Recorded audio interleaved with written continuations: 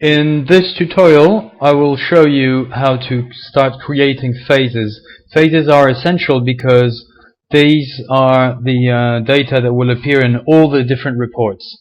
Right, before you can create a phase, you must delimit a zone. There's a number of ways you can do this. You can place your boat somewhere, so I'll move the boat forward a little bit, right click and drop start wand, then move a little bit further off. Right here, right click and drop stop wand.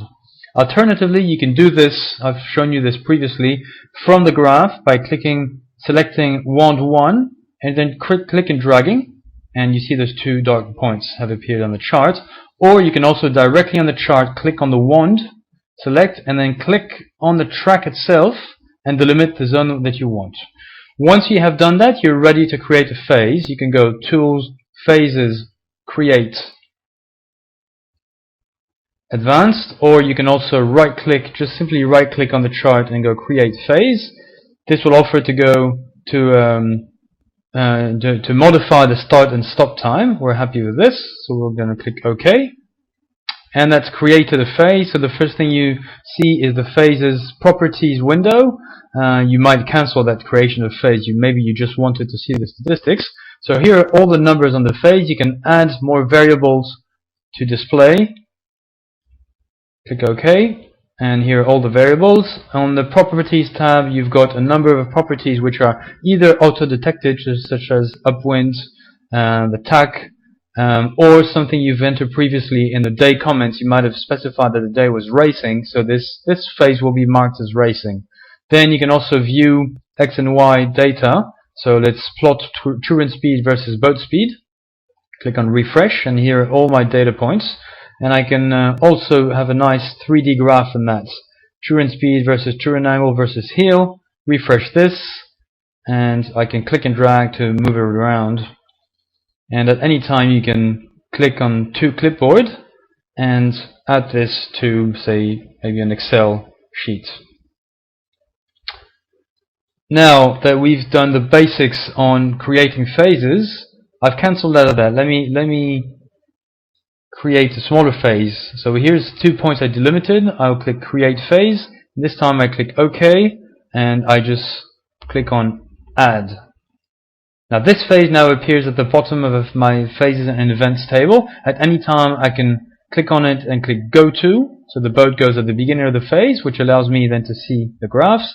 And I can also click on Modify and access those properties again.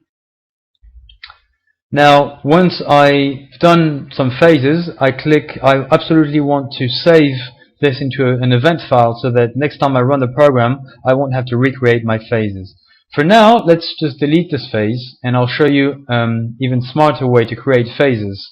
Say I don't want to go through all my day and one by one create the phases. I want to create this in a standardized way and very fast way.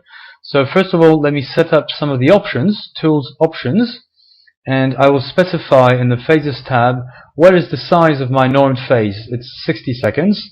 And then also specify exclusion zones that we cannot create phases anywhere close to tacks or jibes.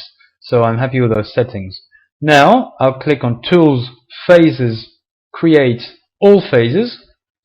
Now what this does is it's going to find as many 1-minute phases as it can. It's found 45, but with my exclusion zones, it's already eliminated quite a few, and there's only 26 left. Now within this phase filter window, I can now specify filters, and as I do this, like if I specify a minimum boat speed percentage, as I do this, I can see how many phases will be left. And it also has a description of where they are. They're upwind, downwind, and port and starboard. I can filter by time, by specifying time, or using my events. So maybe I don't want any phases before the first sails up event. And there are a number of different filters in the advanced as well. You can specify stability of how much truant speed variation you allow within each phase. Once you've done all this, click on OK and see how all these phases have been created automatically. And if our filter has been smart, if we've been smart in the filter settings, you only have phases which are in basically straight lines and stable conditions, which is exactly what we wanted. Now that we've created all those phases, don't forget to save your event file always, and we'll be ready to start creating reports in the next tutorial.